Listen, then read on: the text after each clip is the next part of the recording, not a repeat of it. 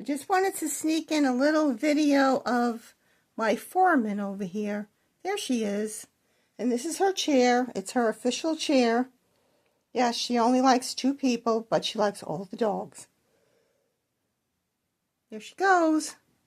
So I'm going to get into showing you something, but I wanted to add little Miss Nala in here, telling you she's on the job, so don't worry. She's not a lazy little dog. She's busy at work. Right, Nala?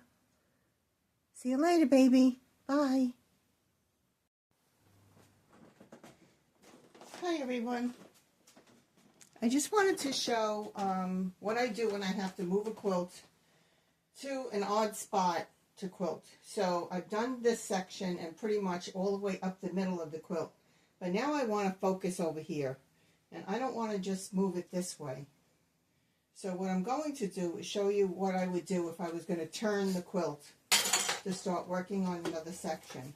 So take all of my clamps off.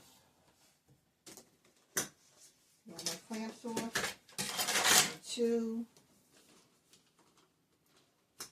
This one is always the hardest for some reason. Wow. Okay. I don't know why. Maybe because the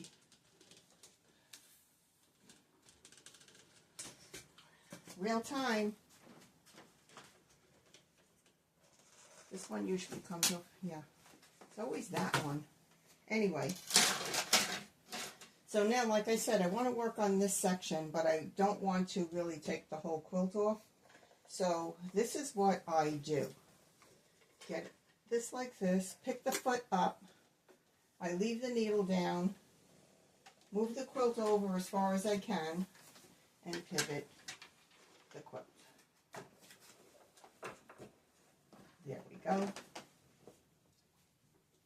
So now what I could do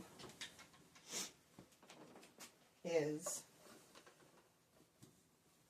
anchor the quilt and focus on, take some doing, gotta be patient, do that, move it all the way over,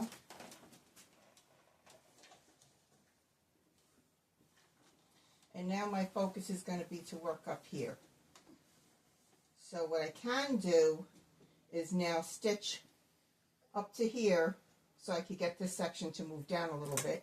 So I'm going to go ahead and do that. It's a little tricky. It's like keep the machine there, move the quilt.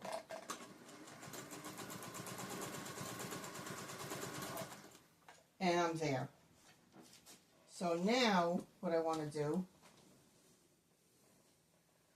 is, now I'm at my lowest point instead of my you know, like I usually put the needle down up here, 1 inch down and 1 inch in. But I'm not doing that this time. I'm going to work from the bottom up. So I'm going to get my fingers in here to get some space between the pillar. And go back and fish under here to get my brace on. There we go. Move it down a little bit. Get the other one.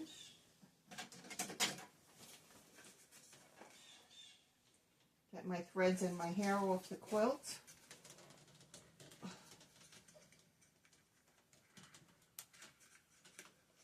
Nala is on the floor, as usual, making her little gurgly sound. That's kind of what she does. She has either a gurgling sound, a whining sound, or a moaning sound. So put this up, get these straps out of the way because they will interfere with your machine moving back and forth. So the back ones you have to get out of the way. You have to get these straps out of the way, the elastic straps. A lot of times I got my machine hung up because I wasn't paying attention to them and I may have messed up a stitch or 2. And then you just take the front and roll the front up. Well, first I want to do this. Give it a tug put that on, get the other one, put that on, turn it up, and now roll the bottom out of the way. And the reason why you can't let this hang is because this chassis for the machine that the machine is sitting on, the handles are on the front instead of on top of the machine like some other frames are. The handles are here, and I need the handles to be free in order for me to move the machine.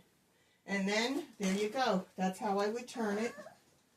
I would anchor this if it needed to be, and I can anchor it. And anchor this end as well, just to give it a little more tightness to the quilt.